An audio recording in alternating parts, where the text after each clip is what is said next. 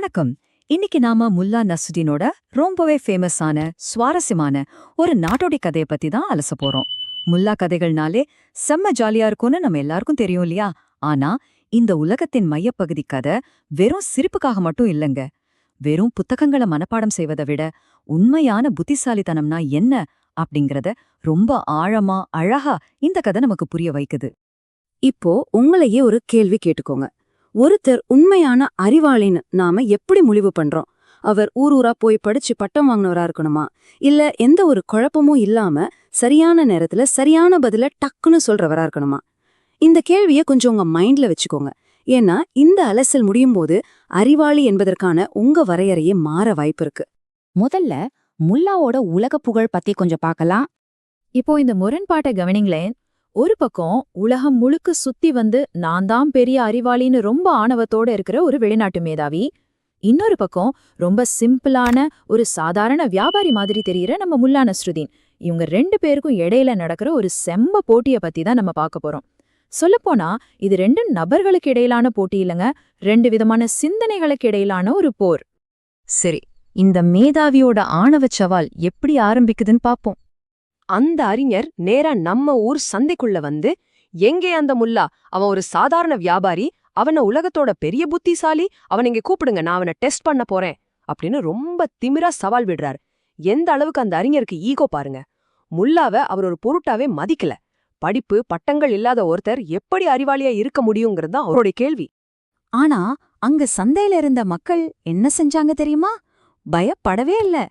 அடடா, இன்னொரு ஆளு முல்லா கிட்ட தோத்து போக வந்திருக்கானேன்னு சிரிச்சுக்கிட்டே முல்லாவை கூட்டிட்டு வராங்க.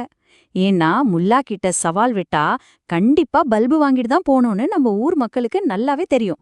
முல்லா ரொம்ப கூலா வந்து நிக்கிறாரு. வந்த உடனே, சரி நீங்களா கேள்வி கேக்குறீங்களா இல்ல நான் கேட்கட்டுமான்னு ரொம்ப சாதாரணமா கேக்குறாரு.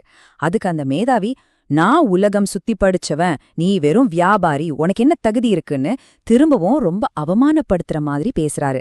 ஒரு சாதாரண ஆள்னா இந்நேரம் கண்டிப்பா கோவப்பட்டிருப்பாங்க. ஆனா முல்லா பொறுமையா காத்திருக்காரு. இப்போ அடுத்த கட்டம், உலகின் நடுப்பகுதி எங்கே? அந்த சவாலான தருணம் வருது. அந்த மேதாவி தன்னோட பிரம்மாண்டமான யாராலையும் விடையளிக்க முடியாத ஒரு கேள்வியை தூக்கி போடுறாரு. உலகத்தின் நடுப்பகுதி எது? இது எவ்வளவு அபத்தமான கேள்வின்னு கொஞ்சம் யோசிச்சு பாருங்களேன். திடீர்னு பொது இடத்துல ஒருத்தர் உங்ககிட்ட வந்து இப்படி கேட்டா நீங்க என்ன சொல்வீங்க? எந்த புத்தகத்துல தேடி இதுக்கு நீங்க விட சொல்ல முடியும்? இதுக்கு முல்லா கொடுத்த அந்த எதிர்பாராத செம்ம மாசான பதில் என்னன்னு பார்க்கலாம். முல்லா ஒரு செகண்ட் கூட தயங்கல. அதோ அங்க என் கழுதை கட்டியிருக்கு பாருங்க, அந்த கழுதையோட காலடிக்கு கீழே தான் இந்த உலகத்தோட நடுப்பகுதி இருக்குன்னு ரொம்ப அசால்ட்டா சொல்லிட்டாரு. ஒரு நிமிஷம் நினைச்சு பாருங்க, உலகத்தின் மையத்தை கண்டுபிடிக்கிற ஒரு மாபெரும் விவாதத்துல ஒரு கழுதையோட காலடிய காட்டி முல்லா பதில் சொன்னதும் சந்தையில இருந்த மக்கள் எல்லாம் விழுந்து விழுந்து சிரிக்க ஆரம்பிச்சிட்டாங்க. அந்த மேதாவிக்கு பயங்கர கோபம் வருது. இதை எப்படி நீ நிரூபிப்பேன்னு கத்துறாரு. அதுக்கு முல்லா கொடுத்த பதில் தான் லாஜிக்கோட உச்சகட்டம். நான் தான் நடுப்பகுதின்னு சொல்றேன், இல்லன்னு நீங்க சொன்னா நீங்க தான் நிரூபிக்கணும்னு சொல்லிட்டாரு. அதாவது நிரூபிக்க வேண்டிய பொறுப்ப கேள்வி கேட்டவர்கிட்டயே ரொம்ப ஸ்மார்ட்டா திருப்பி விட்டுட்டாரு நம்ம முல்லா. அவ்வளவுதான், அந்த மேதாவிக்கு என்ன சொல்றதுனே தெரியல. வாயடைச்சு போயிட்டாரு. அவர் உலகம் முழுக்க படிச்ச எந்த புத்தகமும் அந்த இடத்துல அவருக்கு கை கொடுக்கல. மக்கள் கைதட்டி சிரிக்க மிகுந்த அவமானத்தோட எதுவும் பேச முடியாம தன்னோட நாட்டுக்கே திரும்பி போயிட்டாரு. வெறும் புத்தக அறிவு முல்லாவோட மூளைக்கு முன்னாடி டோட்டலா தோத்து போன தருணம் அது. சரி, இதிலிருந்து நாம கத்துக்க வேண்டிய உண்மையான புத்திசாலித்தனம் என்ன, அத பாப்போம். இந்த அலசல்ல இருந்து நீங்க எடுத்துக்க வேண்டிய மிக முக்கியமான கருத்தே இதுதாங்க.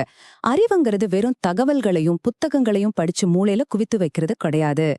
எந்த ஒரு நெருக்கடியான சூழ்நிலையா இருந்தாலும் அந்த நேரத்துக்கேத்த மாதிரி டக்குன்னு சரியான சிந்தனையை செயல்படுத்துறது தான் உண்மையான புத்திசாலித்தனம்.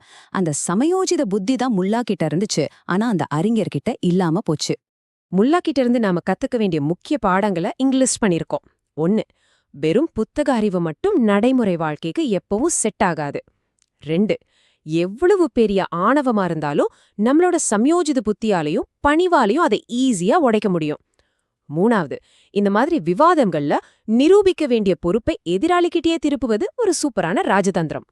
சோ இந்த ஒரு சின்ன சிந்தனையோட நான் இதை முடிச்சுக்கிறேன்.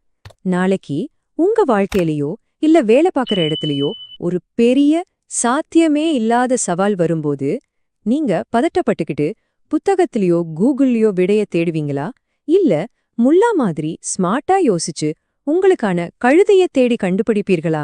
கொஞ்சம் யோசிச்சு பாருங்க. உங்க சமயோஜித புத்தி தான் எப்பவுமே உங்களுக்கான மிகப்பெரிய ஆயுதம்.